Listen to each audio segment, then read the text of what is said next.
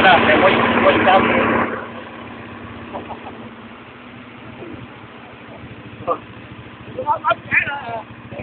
Không đâu. Cái gì? À, này quay nhau lại tóm nè. Quẹt.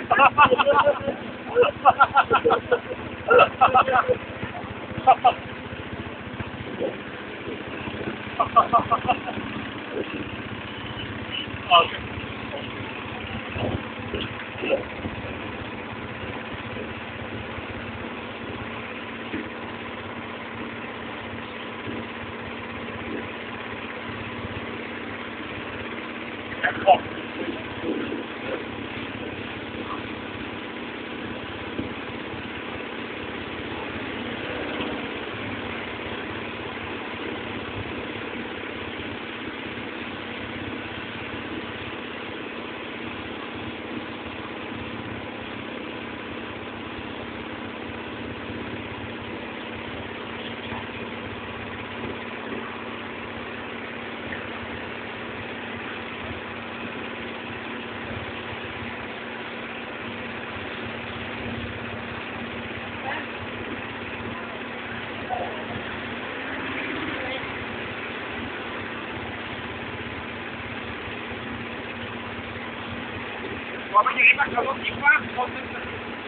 Oui, bonjour messieurs, dames, je vous présente ici la campagne au Vietnam du Sud.